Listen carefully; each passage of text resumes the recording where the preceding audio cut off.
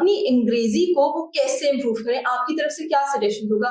English Pakistan में मेरे ख्याल है जितने भी बच्चे, सबसे ज्यादा हिट ऐसे होता है, बच्चों को अक्सर ये लगता है कि हम ना बहुत मुश्किल गाढ़े अंग्रेजी के लफ्ज लिखेंगे तो हमारा ऐसे क्लियर हो जाएगा, लेकिन आई हैव सीन स्टूडेंट्स जिन्होंने सिर्फ बेसिक स्ट्रक्चर होता था उनके सेंटेंसेस का और उनकी एसेस जो है वो पास हुए हैं। तो कैसे बच्चा, एक नॉर्मल बच्चा, एवरेज बच्चा अपनी अंग्रेजी मैंने जब इंग्लिश ऐसे पढ़ाना शुरू किया था ना, तो मैंने ऑलमोस्ट 15 दिन लगाए 3 चीजों पे। एग्जामिनर रिपोर्ट्स को पढ़ा, मैंने क्वेश्चन पेपर के ऊपर एक नोट दिया होता, कोई भी नहीं पढ़ता, उसको पढ़ा, उसको समझा। फिर मैंने एक सिलेबस जो है 3 लाइनों का है, 4 लाइनों का, लोग कहते हैं ये तो सिलेबस ही कोई नहीं है, उसमें बहुत कुछ लिखा हुआ है।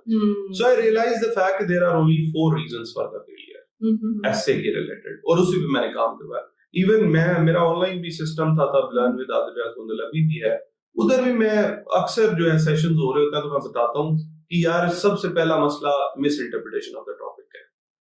हम लोग गलत इंटरप्रेट करते हैं। Reason thereby, for example gender equality आया तो मैंने 100 बच्चों में से अगर पूछा ना कि gender what do you mean by gender equality, they will say equality between male and female. खत्म काम उधर ही।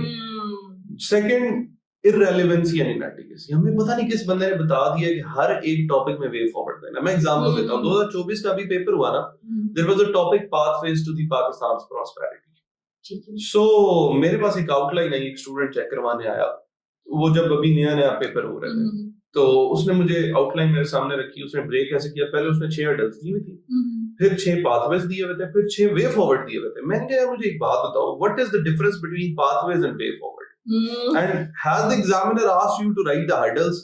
सो जब एग्जामिनर ने पूछा नहीं, हाँ वो लिखता है एग्जामिनर की most of the candidates failed because they came up with irrelevant and इनएडिक्वेट content.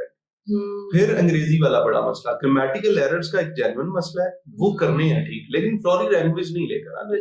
हमने बर्नार्ड रसल के और पता नहीं कौन से इंट्रोज रिएक्टा मारे हुए हैं, और जब इंट्रो खत्म हो जाता है बर्नार्ड रसल का, आगे बशीरा नजीरा जो है वो आ जाता है, फ्रॉम मंडी बाउद्दीन कह लो या फ्रॉम गुजरात कह लो। सो एग्जामिनर को उसी वक्त पता चल जाता है कि जनाब साहब हैं किधर से। सो आपने ना उसकी एक्सपेक्टेशंस नहीं बढ़ानी, अपनी नेचुरल राइटअप के साथ। मैं हमेशा कहता हूँ, और last reason is crammed write up. हर दूसरा मेंटोर उसने किताब लिख दी हुई है, आउटलाइंस छापा मारी हुई है, और बच्चे रट्टा मार के जाते हैं।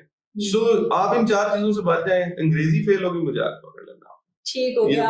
हमारे तमाम व्यूअर्स जो है ना वो इसको नोट डाउन कर लें, और बस हम सर आदिल को जो है ना वो टैग कर देंगे साथ में।